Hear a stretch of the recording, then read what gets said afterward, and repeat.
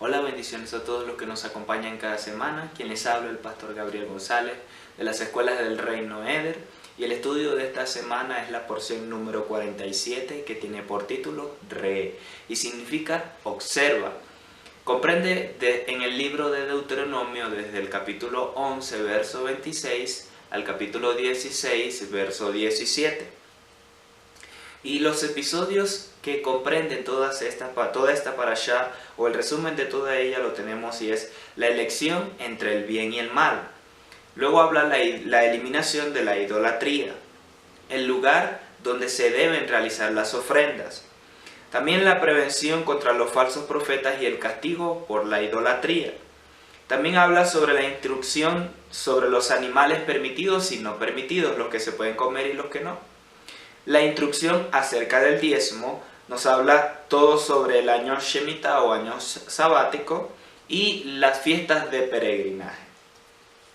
Iniciamos entonces con el libro de Deuteronomio 11:26 y dice: Mira, hoy pongo ante vosotros la bendición y la maldición. La bendición si escucháis los mandamientos del Eterno vuestro Dios, que yo os ordeno hoy. Y la maldición si no escucháis los mandamientos del Eterno vuestro Dios, y os apartáis del camino que yo os ordeno hoy, para andar en pos de dioses ajenos que no habéis conocido. Es decir, dice, tienen dos opciones. Observa, tienes dos opciones para elegir. Elige la correcta. Esto nos habla que somos libres de elegir la opción que queramos. Nadie está obligado a obedecer y nadie está obligado a pecar. Eres libre para escoger el pecado si esa es tu decisión. Pero esa libertad de escogerlo no te exime de las consecuencias que traen esa decisión que has tomado. No te eximen de las consecuencias del pecado. Pero también eres libre de escoger la obediencia. Y por eso dice, escoge la vida para que te vaya bien y las bendiciones te persigan. Es decir, elige la mejor opción, que es esta, la que yo te estoy dando, para que te vaya bien a ti, a tus hijos después de ti, y todas estas bendiciones te persigan. ¿Por qué sucede todo esto? Es porque hay un código jurídico ya establecido, ya activo, ya fue determinado por el Dios eterno.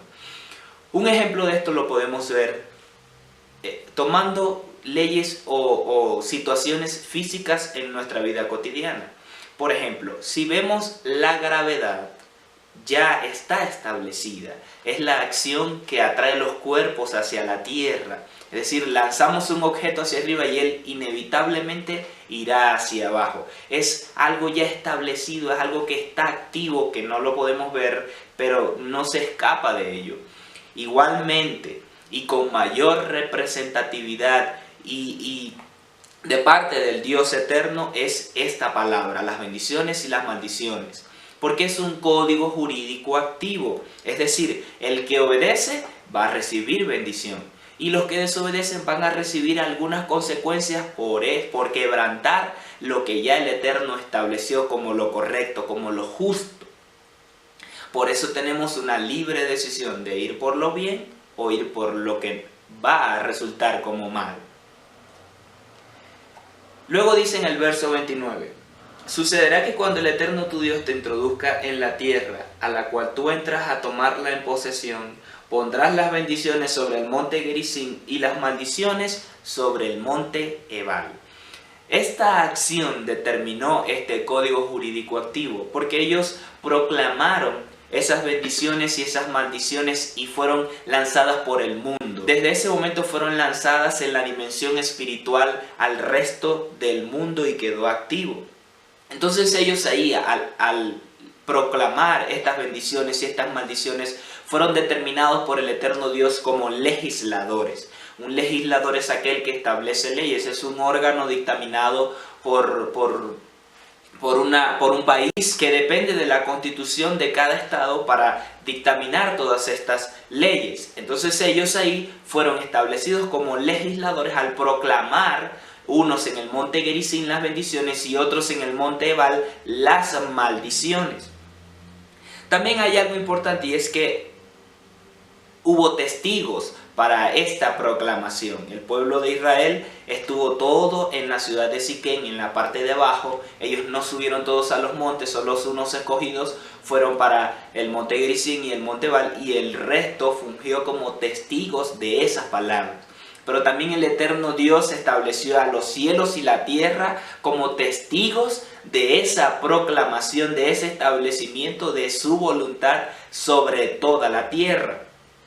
Por eso la persona que está observando algún hecho, algo determinado, se convierte en un testigo para representar ante un juez, ante un juzgado, aquel hecho que ha sucedido, para testificar por aquel hecho. Los cielos y la tierra testifican de esa proclamación. Y aún Israel, siendo la nación que estuvo ahí, hoy en día Israel también existe, por lo cual ella se levanta como testigo de esa proclamación y de ese establecimiento de su voluntad, de la instrucción del eterno Dios en la tierra. Y hay otra cosa importante, que cuando pasaran el Jordán y entraran en este lugar, llegaran a este lugar, a la ciudad de Siquem, ya se vería el inicio del cumplimiento, o una de las áreas del cumplimiento de la palabra que el eterno Dios le dio al padre Abraham. Y dice en Génesis 26, 4, 5.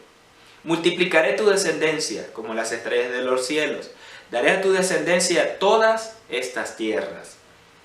Y todas las naciones de la tierra serán benditas en tu simiente, por cuanto Abraham oyó mi voz y guardó mi precepto, mis mandamientos, mis estatutos y mis leyes. Él, por caminar en la obediencia, alineado a la voluntad del eterno Dios, Él prometió todas estas cosas, y aquí se ve el cumplimiento de esa palabra. Parte de ese cumplimiento, empezaron ellos a entrar en la tierra para tomarla en posesión, para que fuera entregada como el Eterno se lo prometió. Si investigamos un poco más y profundizamos todavía, el monte Gerizim y el monte Ebal se pueden encontrar hoy en día en Israel. Y hay algunos acontecimientos importantes que ocurrieron en esta zona, en la ciudad de Siquén. Y es cuando el padre Abraham levantó el primer altar. Está en Génesis 2, 6 y 7. Génesis 12, 6 y 7, perdón. Luego Jacob erigió un altar, como también lo hizo su padre Abraham muchos años después, en Génesis 33, 18 al 19. Y en este lugar también fueron las despedidas y muerte de Josué, en Josué 24, verso 1 y verso 32. Luego pasamos al capítulo 12. Y dice: estos son los estatutos y ordenanzas que guardarán y pondrán por obra en la tierra que el Eterno, el Dios de sus padres, les entrega, para que tengan posesión de ella todos los días que vivan sobre la tierra. Y lo primero que dice: destruirán todos los lugares donde las naciones que ustedes poseerán rinden culto a sus dioses sobre los montes altos, sobre las colinas y debajo de todo árbol frondoso. Derribarán sus altares, romperán sus obeliscos, quemarán en el fuego sus imágenes de metal fundido, quebrarán las esculturas de sus dioses hasta hacer desaparecer su nombre de ese lugar. Es decir, lo primero que van a hacer al entrar va a ser derribar todos estos lugares de ritos y sacrificios, todas estas imágenes que representan los dioses de ese lugar o las deidades establecidas en esa zona, y borrarán su nombre de ese lugar. Pero veamos por qué todo esto. ¿Por qué el Señor envía a hacer todo esto? Es decir, estos lugares de ritos y sacrificios, para que se hicieran, debían tener un altar. Un altar donde se sacrificaban toda clase de animales o sacrificios en sí. Luego de esto representaba un culto. El altar iba a representar un culto que luego pasaría a una cultura, que influenciaría o arroparía toda la cultura de ese lugar. Altar, culto, cultura.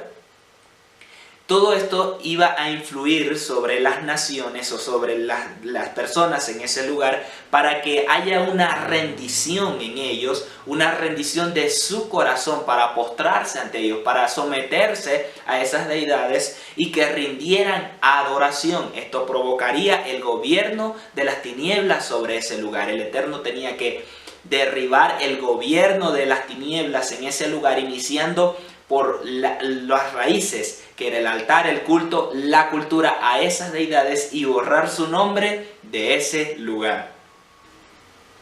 Y dice, pero no harán así para con el Eterno su Dios, sino que el lugar que el Eterno vuestro Dios escoja entre todas vuestras tribus para poner allí su nombre, para su morada, ese buscaréis y allá iréis. Es decir, borrarán los nombres de todas esas ciudades. Y yo seré el rey, yo seré su Dios en toda la nación, en toda la tierra. Y no me adorarán a mí como lo hacían esos pueblos, sino que en un lugar que yo voy a escoger, allí ustedes van a ir y se van a reunir y allí me van a adorar. Allí iban a establecer el tabernáculo, lo iban a erigir, lo iban a levantar. Por eso ellos ya traían el principio del tabernáculo, de exaltar al Eterno Dios solo en ese lugar. Lo habían aprendido 40 años en el desierto. Y entonces se preguntaban, ¿cómo lo vamos a hacer? ¿Cómo vamos a hacer? Todos nos vamos a repartir por la tierra y el altar no se puede repartir por toda la tierra. Por eso el Eterno les dice, así no lo harán ustedes, sino en un solo lugar, allí me adorarán. Ahora, ¿cuál sería este lugar? El Eterno Dios ya nos había dado indicios sobre cuál sería ese lugar que Él escogería. En Génesis 14:18, cuando Abraham vuelve de vencer a los reyes que traía todo el botín y haber rescatado a Lot, él se acerca hasta un hombre y dice el verso 18 del capítulo 14 de Génesis: pero Melquisedec, rey de Salem, sacerdote del Dios Altísimo, es decir, rey de Salem. ¿Y qué lugar era Salem? En Salmo 76:2 dice, en Salem está tu tienda y tiene su morada en Sión. David hace mención en este salmo de que Salem era la ciudad de Sión, o el lugar o el monte de Sión. Otro punto importante para profundizar es cuando Abraham se dirige al monte Moriah. Cuando el Eterno Dios le pide a Abraham que sacrifique a su hijo Isaac, le dice que lo llevaría al lugar que él iba a escoger, y lo llevó al monte Moriah. Abraham fue dirigido hacia ese lugar y allí se realizó el sacrificio. Sabemos que Isaac era tipo del Mesías, que el Mesías iba a ser sacrificado en ese lugar, en el monte Moriah, así como Abraham ofreció a su hijo. Pero ¿cuál es este monte Moriah? Luego, más adelante, en el segundo libro de Crónicas, capítulo 3, verso 1, dice: comenzó Salomón pues a edificar la casa del Eterno en Jerusalén, en el monte Moriah, donde se había aparecido a David su padre, en el lugar que David había preparado en la era de Ornán Jebuseo. Es decir, el Eterno Dios escogió este lugar para que fuera edificada su casa, y en este mismo lugar fue ofrecido a Isaac como sacrificio tipo del Mesías. Ya el Señor nos estaba anticipando de cuál sería ese lugar que Él escogería. Y en el segundo libro de Crónicas, capítulo 6, versos 5 y 6 dice: el mismo Eterno Dios, desde el día en que saqué a mi pueblo de la tierra de Egipto, no he escogido a ninguna ciudad de entre las tribus de Israel para edificar una casa donde estuviera mi nombre, ni escogí un hombre alguno para que fuera caudillo de mi pueblo Israel, sino que escogí a Jerusalén para que mi nombre esté allí, y escogí a David para que esté sobre mi pueblo Israel. El Eterno Dios aquí aclara el lugar que Él escogió y lo menciona de una forma que no solo sería para ese tiempo, sino por todas las generaciones. Él escogió a Jerusalén para que sea el lugar donde el pueblo debía reunirse para presentar sacrificios. Pero ¿qué representa también esta ciudad proféticamente? la capital del reino y el gobierno del Mesías. Lo vemos en Salmos 110, verso 4. Dice, juró el Eterno y no se retractará. Tú eres sacerdote para siempre según el orden de Melquisedec, que era una palabra profética acerca del Mesías, que él sería el sacerdote por el orden de Melquisedec, como nos lo aclara Pablo en el libro de Hebreos. Y en Salmos 2:6 dice, yo mismo he ungido a mi rey sobre Sión, mi santo monte. Ese sería entonces el lugar, proféticamente anunciando David que iba a ser la habitación del rey, del ungido del eterno Dios, su santo monte, Sión, Israel, Jerusalén.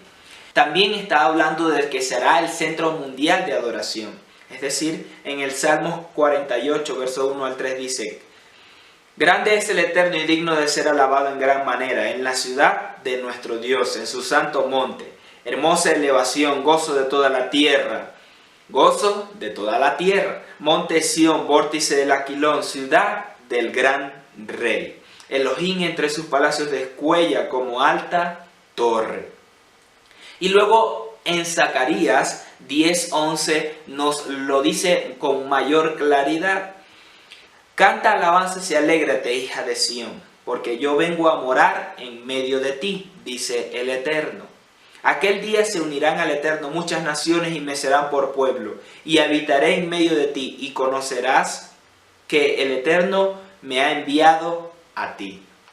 Dice la palabra también en Zacarías en el capítulo 14, que de año en año nosotros nos reuniremos en Jerusalén para adorar al Dios eterno y celebrar la fiesta de tabernáculos. Ese sería el lugar de congregación, de reunión de todas las naciones para celebrar la festividad con Él. Jerusalén será la capital y el centro mundial de adoración, el reino del Mesías. Bien, luego dice el verso 10, pero crucen el Jordán y moren en la tierra que el eterno su Dios les entrega en heredad. Y les dará alivio de todos sus enemigos de alrededor, para que moren seguros. Hay algo importante en este versículo, porque ciertamente el Eterno les hablaba al pueblo de Israel de cruzar el Jordán, salir de la etapa del desierto, de esos 40 años, para entrar a la tierra de su herencia y tomarla en posesión. Y Él les dará alivio de todos sus enemigos alrededor. No dice, no tendrán enemigos, no, les dará alivio, Él peleará por ellos, los derrotará por ellos, pero ellos tenían que entrar y poseer. Nosotros también tenemos que salir de la etapa, cruzar el proceso, terminar y culminar el proceso, estar apercibidos con nuestros ojos abiertos a la revelación, a la dirección del eterno Dios, para aprobar ese proceso y cerrarlo y entrar a esa nueva etapa, a esa tierra de nuestra herencia, de donde recibiremos la recompensa por haber aprobado, y el eterno Dios dará alivio de nuestros enemigos. ¿Cuáles son nuestros enemigos hoy día? No son las naciones que arropaban a Israel o que rodeaban a Israel en ese tiempo. Los enemigos de nuestra alma, los que atentan, los que están como león rugiente para buscar dónde hacernos caer, dónde hacernos fallar, para influenciar nuestro modo de pensar y provocar tentaciones en nosotros. Aquellos enemigos que intentan apartarnos del camino del trazo del Dios eterno. Él dará alivio de nuestros enemigos siempre que caminemos en obediencia, alineados y apercibidos en su revelación para terminar ese proceso y pasar a la nueva etapa. Ciertamente los enemigos que tenían el pueblo de Israel en el desierto no son los mismos que tuvieron luego de cruzar el Jordán y entrar en la tierra de su herencia. Asimismo, los enemigos que tú estás enfrentando hoy día, temor, mentira, en el proceso en el cual estás hoy, no serán los mismos al pasar esa etapa y culminar el proceso. El eterno Dios te dará alivio de esos enemigos, pero también peleará por ti, por los enemigos que vienen o que intentarán levantarse en tu contra en esta nueva temporada. Pero atraviesa el Jordán, atraviesa la puerta, porque el eterno Dios se reflejará en ti y su gloria será vista en ti. El Eterno le sigue diciendo entonces que tengan cuidado de no ofrecer sus holocaustos completos en cualquier lugar o en cualquier ciudad, sino que lo harán en el lugar que Él escoja. Y desde el verso 17 dice: no se les permitirá comer dentro de su ciudad los diezmos de su grano, de su vino o de su aceite, ni los primogénitos de sus toros, de sus ovejas, ni ninguna de las ofrendas votivas que prometen, ni sus ofrendas, ni las ofrendas de sus manos, sino que las comerás ante el Eterno tu Dios año tras año en el lugar que el Eterno tu Dios escoja para Él. Aquí hay algo implícito dentro de estos versículos 17, 18 y 19, porque no está hablando del diezmo que se daba al sacerdote en sí, sino del segundo diezmo y del tercer diezmo, que ya lo vamos a aclarar. Que Él escoja para Él, tú, tu hija, tu hijo, tu sierva, el levita que está en tus ciudades, y te regocijarás en la presencia del Eterno tu Dios en todo lo que emprendas. Y el verso 19 dice: ten cuidado de no separar al levita en todos tus días sobre la tierra. Como mencioné, aquí habla del segundo y el tercer diezmo también. Pero cuando dice alegrarnos comiendo estos diezmos con nuestros hijos, nuestros siervos, nuestras siervas, dice que deberían ser esos diezmos, esas ofrendas votivas, esos sacrificios, lo comeríamos en familia. Aquí habla de todo un sistema de cultura familiar, que es la base del reino. El reino es familia, constituye la familia del Eterno Dios. Entonces nosotros en Shabbat nos alegramos en la mesa, estudiando la Torah, estudiando los preceptos, con nuestras familias, con nuestros amigos. Si en algún momento vienen algunos amigos desde algún lugar lejano, también lo celebramos con ellos. Las ofrendas votivas y los sacrificios dice que debía comerse con sus amigos, empleados, familiares. El Pesach, el Shavuot, el tabernáculo, que era ir al lugar donde el Eterno Dios escoja, debía hacerse con gozo, con todos estos amigos, personas y familiares. Y ese tercer diezmo implicaba darlo en las ciudades para los necesitados o para los levitas también. Luego dice en el verso 26: solo toma las cosas consagradas que tengas y tus ofrendas votivas y ve al lugar que el Eterno escoja, y ofrece tu holocausto completo al Eterno tu Dios, y la sangre de tu sacrificio será derramada sobre el altar del Eterno tu Dios. Entonces, las cosas consagradas, ¿cuáles eran? Los diezmos, los primogénitos y las ofrendas votivas eran las cosas consagradas. Es decir, los diezmos del grano, del vino, del aceite, de todo lo que produce la semilla de su campo. Las otras cosas consagradas, los primogénitos, implicaban las ovejas o los toros, aquel primer hijo nacido del ganado, o del ganado vacuno o del ganado bovino.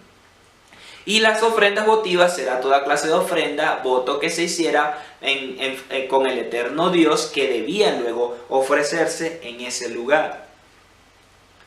Y el verso 28 dice: guarda y presta atención a todos estos mandamientos que yo ordeno hoy, a fin de que te vaya bien a ti y a tus hijos después de ti para siempre, cuando hagas lo bueno y agradable ante el Eterno tu Dios. Es decir, la bendición es de la obediencia.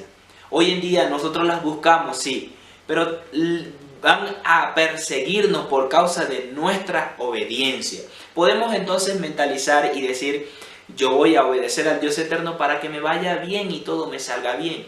Pero hay algo importante que nos plantea el versículo, y es que no solo nos irá bien a nosotros, sino a nuestros hijos, a nuestros descendientes. Nosotros dejamos una herencia para nuestra generación, para nuestros descendientes. No solo va a ser de física, monetaria, negocios, empresas, dinero, sino va a ser la bendición del Eterno Dios, que también arropará a nuestros hijos por causa de nuestra obediencia, para que nos vaya bien a nosotros y a nuestros hijos después de nosotros. Hay una promesa del Dios eterno también para nuestros hijos por causa de nuestra obediencia, de nuestra rendición, de nuestra adoración en relación a sus preceptos, a sus estatutos, a sus mandamientos, a su Torah.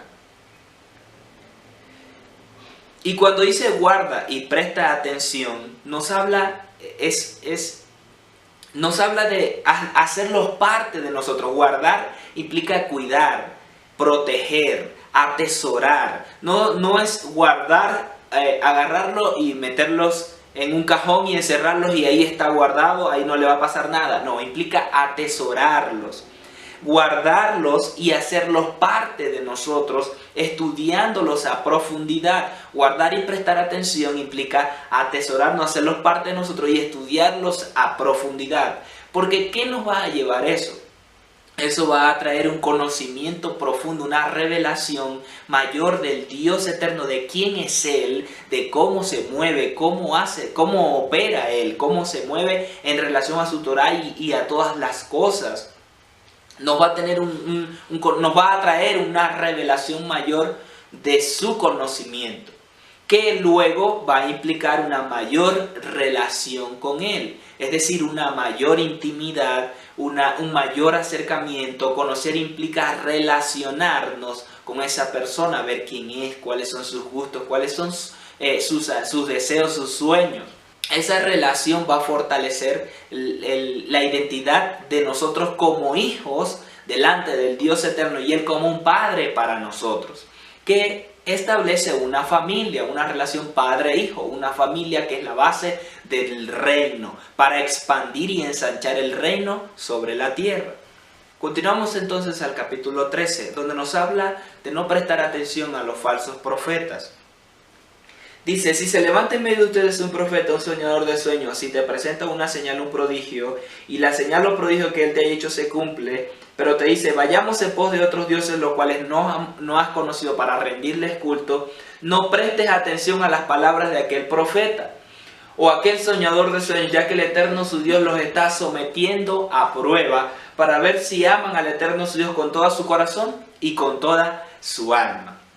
Hay algo que aclarar aquí. La prueba implica dos cosas. Uno, que examine el corazón, y lo segundo es que prueba la fe, es decir, pule o refuerza la fe en nosotros. Entonces, cuando la prueba examina el corazón, es una implicación al oro cuando es procesado, cuando es sometido al fuego para limar, para sacar las impurezas en él.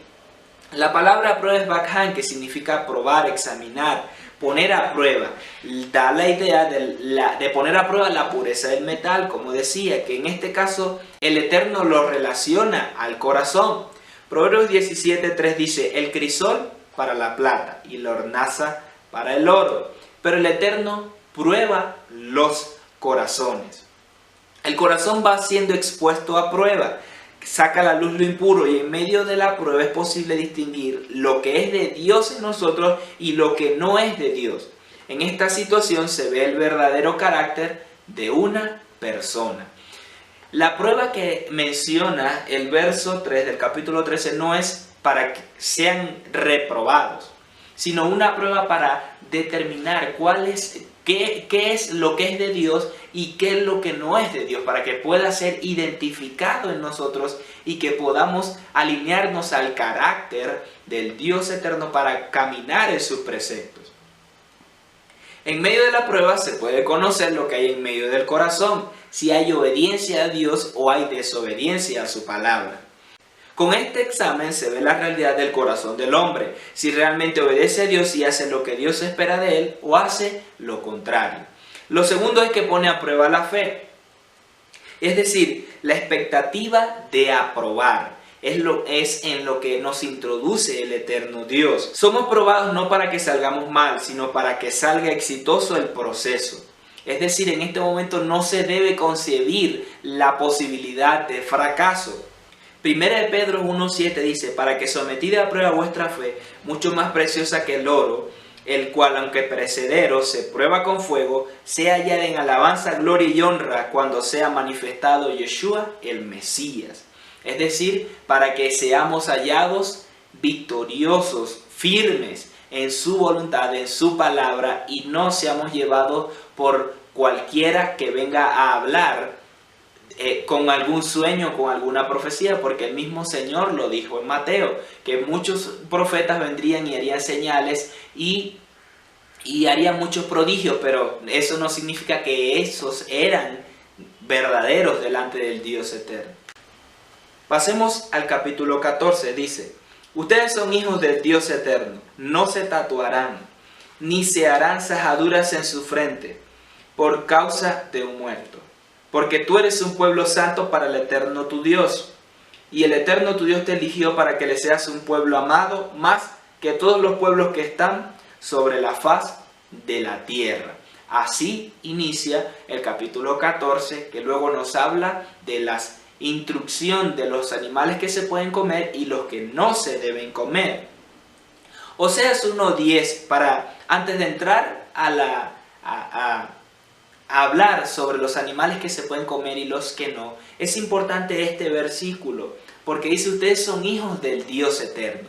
Y para esto también tenemos que hablar sobre las dos casas de Israel, es decir, las 10 tribus que conformaron el reino del norte y las 2 tribus que conformaron el reino del sur. Para hacer un resumen, estas 10 tribus fueron dispersadas por el reino de Asiria, fueron invadidas por el reino de Siria y luego fueron asimiladas en el resto de las naciones del mundo y se mezclaron con el resto del mundo. El reino del sur, la casa de Judá, fue invadida por Babilonia, pero luego regresaron 70 años después, 70 años, y hoy en día sigue conformada la casa de Judá, o cuando en el tiempo del Mesías estaba la casa de Judá en esa zona, en ese territorio.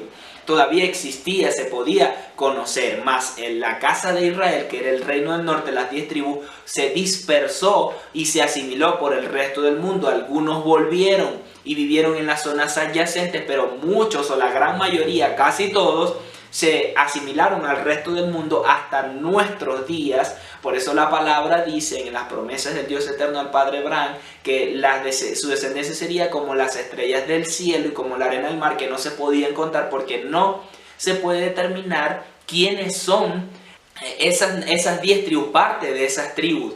Solo el Espíritu da testimonio a nuestro espíritu cuando el eterno Dios se revela en nuestras vidas de que somos de Él, de que somos parte de Él. Oseas 1:10 dice: con todo el número de los hijos de Israel será como la arena del mar, que no se puede medir ni contar. Y sucederá que donde se les haya dicho: vosotros no sois mi pueblo, se les dirá: hijos del Dios viviente. Esto habla de la casa de Efraín, la casa de Efraín que está despertando, que está volviendo a sus raíces, al Dios eterno. Es la rama desgajada del olivo que es de nuevo injertada en el olivo verdadero, que es el Mesías. En Isaías 1:12 está escrito: oíd cielos y escucha tierra, porque Hashem habla. Hijos crié y los hice crecer, mas ellos se han rebelado contra mí. ¿Por qué leo esto? Porque vamos a hacer mención sobre los que son hijos del Eterno, que es Israel, que el Eterno Dios escogió, y aquellos que son hijos del Eterno insertados en el olivo verdadero. El Eterno Dios habla aquí a los hijos que crió, está hablando de la nación, del pueblo de Israel, que aunque se hayan rebelado, Él los sigue llamando hijos. En Romanos 9, 8 y 26 está escrito: esto es, no son los hijos de la carne los que son hijos del Eterno, sino que los hijos de la promesa son considerados como descendientes. Y acontecerá que en lugar donde les fue dicho: vosotros no sois mi pueblo, allí será llamado hijo del Dios viviente. Aquí Pablo está citando Oseas, que ya lo acabamos de leer, y plantea que no solo los que son hijos de la carne, es decir, Israel natural, sino los que son hijos de la promesa son llamados hijos del eterno Dios. Y en Juan 1, 12 y 13 está escrito: pero a todos los que recibieron les dio el derecho de llegar a ser hijos del Eterno, a los que creen en su nombre, que no fueron engendrados de sangre, ni de voluntad de carne, ni de voluntad de varón, sino del eterno Dios. Es decir, aquellos que recibieron al Mesías en su corazón y aceptaron vivir por su palabra, por sus preceptos, por su Torah, esos también son hijos del eterno Dios. Entonces, hoy en día, ¿cómo podemos decir esta palabra no nos va a aplicar a nosotros cuando el Señor nos llama hijos de Él, así como llama hijos de Él a los nacidos en Israel. Ahora nosotros, por causa del Mesías, fuimos injertados en el olivo verdadero, fuimos injertados a Israel. Nosotros somos Israel para el Dios eterno. No hay distinción del eterno Dios si somos españoles, franceses, venezolanos, ecuatorianos. Siempre que lo recibamos en nuestro corazón y aceptemos vivir por su palabra, ahora somos hijos del Dios eterno. Y el eterno Dios empieza en el capítulo 14 hablando: ustedes son hijos del Dios eterno, hablando a Israel. Pero por el Mesías nosotros somos Israel. No se tatuarán ni serán cejaduras en su frente por causa de un muerto, porque tú eres un pueblo santo para el eterno tu Dios. El eterno tu Dios te escogió para que le seas un pueblo amado más que todos los pueblos que están sobre la faz de la tierra. Y entonces comienza con la instrucción de los animales que se pueden comer y lo que no.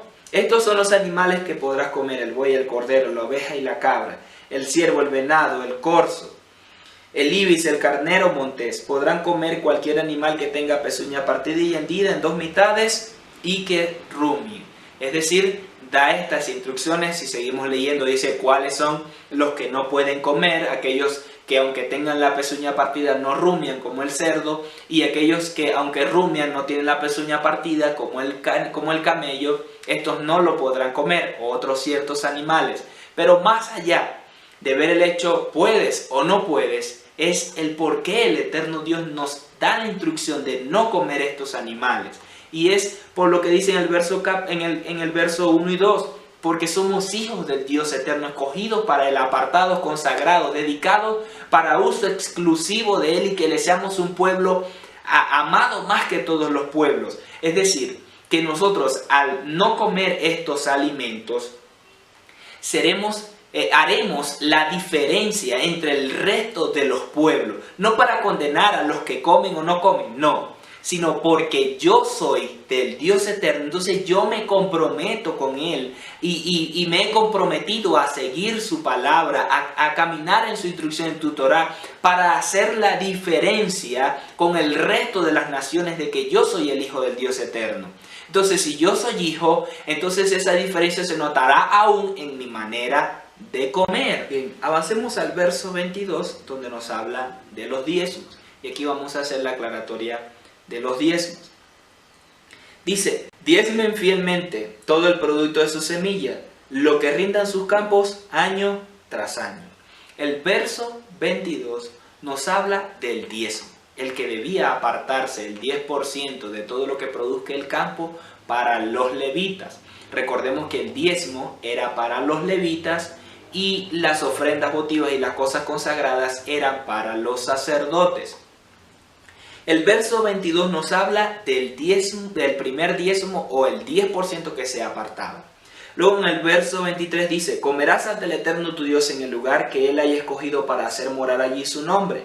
El diezmo de tu grano, de tu vino, de tu aceite, los primogénitos de tus ovejas, de tu vaca, de tus ovejas, para que aprendas a mostrar reverencia cada día ante el eterno tu Dios. Como si en el verso 22 dice diezmen todo y en el verso 23 coman el diezmo, ¿dónde está la explicación? Bueno, la explicación es que en el verso 22 es el diezmo que se daba a los levitas, y en el verso 23 es el segundo diezmo que se apartaba para comerlo con gozo delante del Dios eterno en el lugar que Él escogió durante las 3 fiestas de peregrinación, a los cuales ellos debían dirigirse para comer con su siervo, con su sierva, con su hijo, con su hija, con sus amigos, con sus familiares, en el lugar que el Dios eterno escogiera. Luego dice en el verso 24: no obstante, si es camino muy largo, lo cambiarás. El 25 y el 26 nos habla de este segundo diezmo. Es decir, ellos apartaban el diezmo para los levitas y apartaban el diezmo que se iban a ir a comer en el lugar que el Eterno escogió. Pero si era mucho y el camino era muy largo, el Eterno les aprueba vender aquello, obtener dinero y luego comprarlo cuando llegaran a Jerusalén, en este caso que el Eterno escogió. A Jerusalén, eso nos los aclara el verso 24, 25 y 26. Hablando de ese segundo diezmo. En el verso 27 dice: no desampararás al levita que habita en tus ciudades, porque él no tiene heredad ni porción contigo. Entonces aquí entra en tema el tercer diezmo, que dice el verso 28. Después de 3 años sacarás todo el diezmo de tu producto en aquel año y lo dejarás en tus ciudades. Entonces vendrá el levita que no tiene heredad ni porción contigo, el prosélito, el huérfano, la viuda que vive en tus ciudades, y comerán hasta saciarse, a fin de que el Eterno tu Dios te bendiga en toda la obra que hagas con tus manos. Entonces, aclaramos, durante el ciclo de 7 años, en el año 1, 2, 3, 4, 5, 6, se llevaba el diezmo a los levitas, al tabernáculo, al templo, se llevaba el diezmo. Pero año primero, segundo, cuarto y quinto se llevaba el segundo diezmo, que era el que se comía con los hijos, hijas, siervos, siervas, amigos en ese lugar. Pero en el año tercero y sexto, como lo dice el verso 28, no se llevaba el segundo diezmo a comer durante la fiesta de peregrinación, sino que se dejaba en las ciudades para los huérfanos, los que no tenían, los pobres y los levitas. Y todo aquel necesitado comía en esas ciudades y se saciaban. Y en el año séptimo no se diezmaba porque la tierra no se trabajaba. Esta es la instrucción acerca del diezmo, de todo lo que debían hacer con el producto de su tierra. Luego en el verso 15 entra el año de la remisión de las deudas. Entonces, ¿qué plantea todo este año de la remisión de las deudas? O este año del ciclo sabático, este año séptimo del ciclo sabático. Dice el verso 1, después de 7 años hará remisión de deudas. Esta es la instrucción de la remisión. Todo acreedor hará remisión de lo que su prójimo le adeude. No lo requerirá de su prójimo o de su hermano, ya que habrá sido proclamada la remisión del Eterno. Pero sí lo requerirás de un extranjero, pero lo que tu hermano tenga que sea tuyo, déjaselo. Hay ciertos principios que encierran este año de la remisión o este año séptimo. ¿Cuál era la intención del Eterno Dios para esta instrucción hacia su pueblo?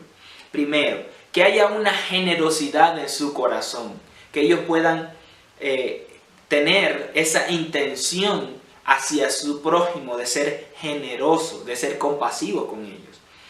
Lo segundo era una igualdad social, para que no hayan menesterosos ni pobres dentro de esta nación. Y lo otro es que ellos caminaran sin pobreza, producto de la bendición del Dios eterno por cumplir sus mandamientos, su instrucción. No habría en ellos. Pero eso implicaba 2 cosas fundamentales, la obediencia y la desobediencia. Si ellos caminaban en obediencia, se cumpliría a cabalidad toda esta instrucción del Dios eterno. Si no, por eso hizo las regulaciones para cuando haya menesterosos y quiera darse como siervo hacia su prójimo, él debía cumplir ciertas regulaciones que están establecidas en este capítulo 15.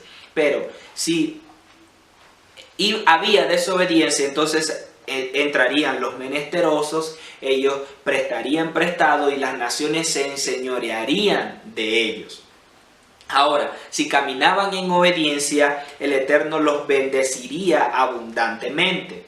Ellos prestarían a otros y no pedirían prestados y se enseñorearían de las demás naciones de la tierra. Entonces, durante todo el capítulo 15 se habla de todas esas regulaciones que debían hacer. Si el siervo quería quedarse con su siervo porque le había ido bien, entonces él horadaría su oreja con una lesna en el marco de la puerta, y entonces así se quedaría con él para toda la vida, así como también alguna sierva. Y si no, si él se quería ir, entonces dice la palabra que el amo le daría a su siervo el salario que era merecido para él, para que le vaya bien y así camine en obediencia al Dios eterno.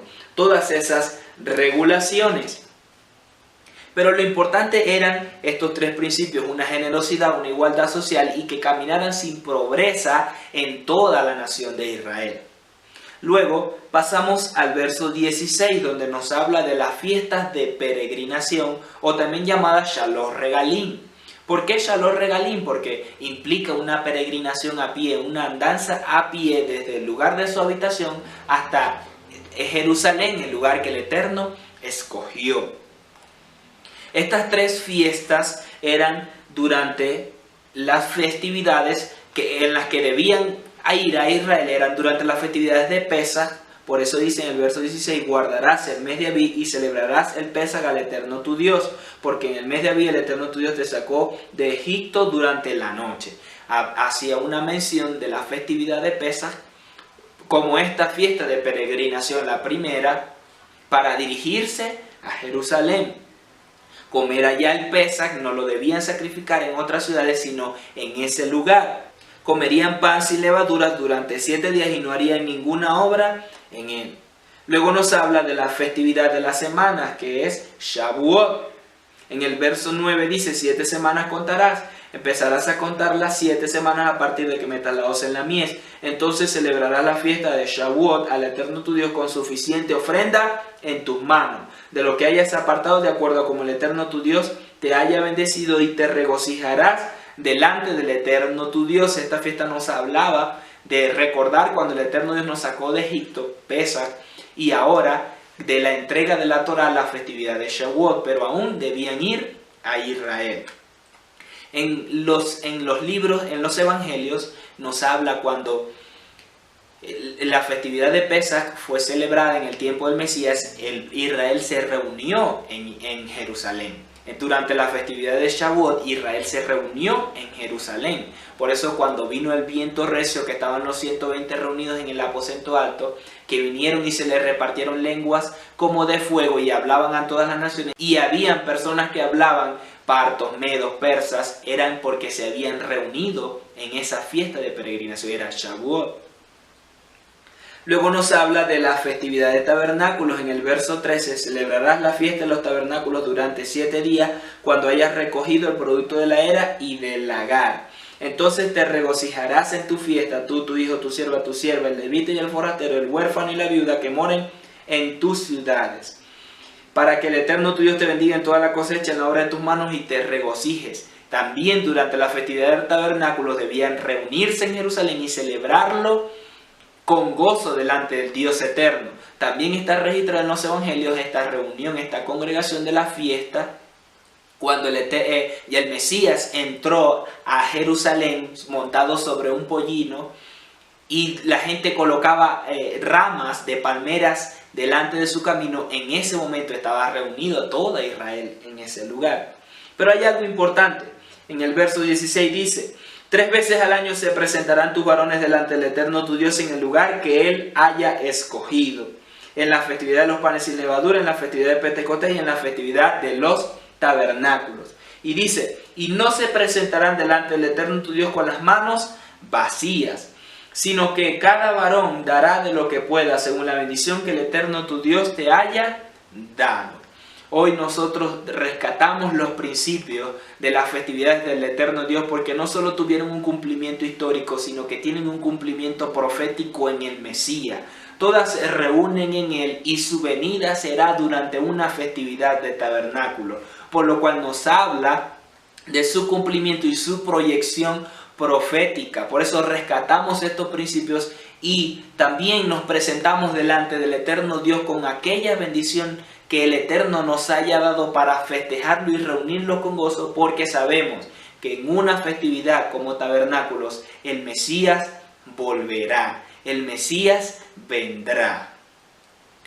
De esta forma concluimos así la porción de esta semana, la porción Re, observa. Espero que haya sido de bendición para tu vida, que haya podido traer revelación mayor sobre ti para caminar, para afirmarte en los principios y en la voluntad del Dios eterno. Por eso yo declaro en el nombre de Yeshua que la voluntad del eterno Dios se revela sobre ti, que todo argumento de las tinieblas para desechar la Torá, para desechar los principios, la instrucción del Dios eterno a través de su Torá, es quebrantado de tu mente y eres afirmado en la revelación presente del eterno Dios en su Torá para traerte una semana de victoria, para quebrantar toda estrategia del enemigo que pueda levantarse en tu contra durante toda esta semana. Yo declaro que tu ministerio es proyectado, es afirmado en el camino y lo establecido, el diseño del Dios eterno.